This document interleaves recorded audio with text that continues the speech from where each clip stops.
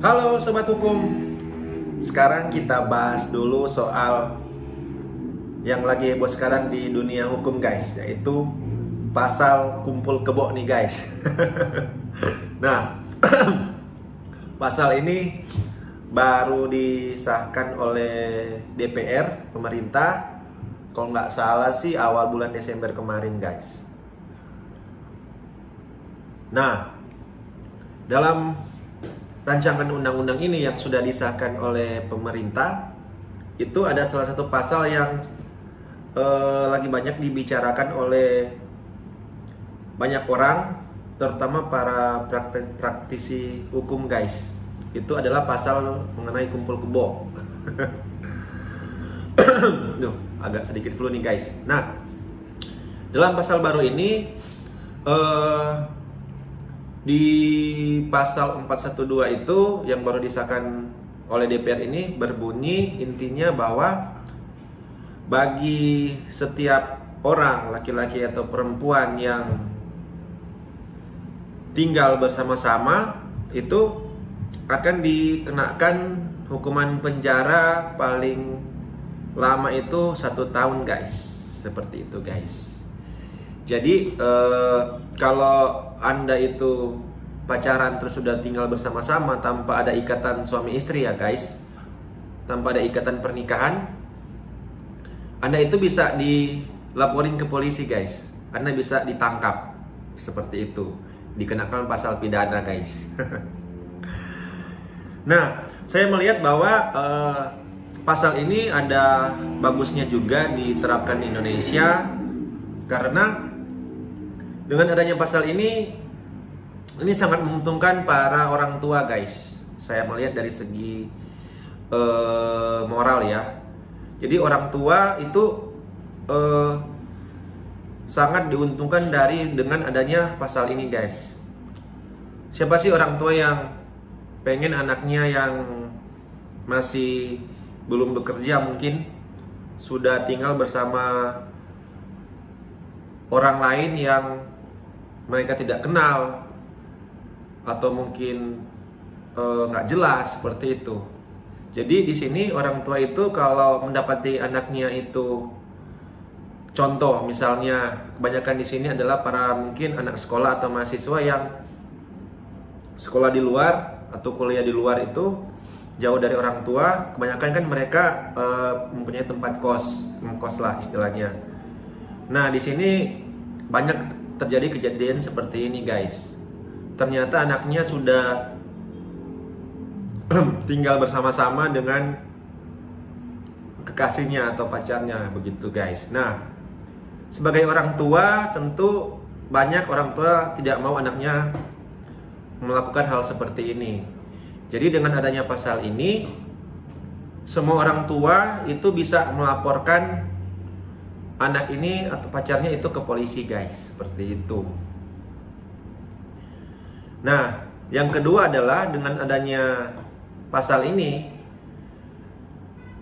oknum-oknum itu, contoh polisi Pamong Praja atau polisi lah, itu tidak boleh lagi sembarang menggerebek tempat-tempat kayak hotel atau penginapan. Seperti itu. Karena yang hanya bisa melaporkan tentang kumpul kebo atau tinggal bersama-sama ya hanya orang terdekat, keluarga, anak-anak, suami atau istri. Seperti itu. Jadi sudah tidak boleh lagi untuk sembarang para oknum tertentu itu untuk datang ke penginapan-penginapan, hotel untuk melakukan razia. Seperti itu. Nah, itu yang saya lihat dari keuntungan adanya pasal ini guys, yang sudah disahkan oleh DPR. Begitu guys. Tapi di lain pihak dengan adanya pasal ini terjadi juga banyak pertentangan. Seperti itu. Khususnya di kalangan para penggiat-penggiat pariwisata guys. Seperti itu. Nah, akhir-akhir ini saya melihat yang sedang dibahas oleh pengacara kondang itu, ya siapa lagi kalau bukan Hotman Paris. Dia punya banyak bisnis di Jakarta dan juga masyarakat Bali pada umumnya. di mana itu saya melihat berita bahwa industri pariwisata di Bali itu kehilangan banyak turis sejak disahkannya undang-undang ini guys. Saya melihat di berita itu kabarnya ada sekitar 1 juta lebih wisatawan dari mancanegara itu membatalkan liburannya ke Bali dan beralih ke Thailand guys, seperti itu. Nah, mungkin kejadian seperti ini tidak akan terjadi kalau pemerintah itu mensosialisasikan undang-undang ini biar tidak disalahartikan. Karena banyak media-media, khususnya media asing, telah memberitakan tentang undang-undang ini seperti itu. Dan mereka memberitakan undang-undang ini bahwa mereka yang tinggal bersama-sama itu laki-laki perempuan itu akan ditangkap oleh polisi guys. Tapi sebenarnya undang-undang ini adalah sebagai delik aduan, seperti itu.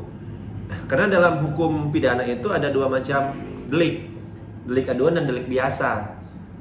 Nah, delik aduan ini adalah pasal yang hanya bisa dituntut kalau ada yang mengadu atau ada yang melaporkannya ke polisi.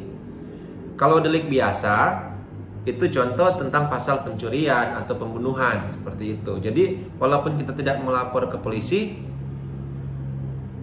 polisi harus segera mencari pelakunya guys. Contoh misalnya kalau kita menemukan mayat di pinggir jalan atau di kebun lah misalnya, ada terdapat mayat orang meninggal, kita tidak perlu melaporkannya ke polisi, itu polisi harus langsung menangkap atau mencari pelakunya, seperti itu. Itu delik biasa. Nah, pasal ini adalah delik aduan. Jadi orang yang melanggar ini, pasal ini itu yang bisa melaporkannya ke polisi adalah orang terdekat atau harus ada orang tertentu yang merasa dirugikan yang bisa melaporkannya ke polisi guys, seperti itu. Nah, mungkin pasal ini harus bisa disosialisasikan lebih lagi oleh para pemerintah agar tidak terjadi miskonsepsi dari banyak pihak guys, dan juga tidak merugikan para pihak pelaku wisata, begitu guys. Apalagi di Bali itu kan lagi mau ada pemulihan guys dari COVID kemarin, industrinya lagi baru mau tumbuh lagi, dan dengan adanya pasal ini sudah merugikan lagi banyak pelaku-pelaku pariwisata yang ada di Bali guys, atau ya bisa jadi tempat-tempat hiburan lah atau hotel, seperti itu. Oke, hanya itu pendapat saya mengenai pasal kumpul kebo ini guys yang baru disahkan oleh DPR. Semoga penjelasan saya ini bisa menambahlah wawasan atau pendapat dari teman-teman sekalian. Oke guys, terima kasih sudah menonton video saya ini. Jangan lupa mensupport channel saya agar channel saya ini bisa lebih berkembang lagi dan saya bisa membuat video-video tentang hukum yang lebih bagus lagi guys ke depan. Oke.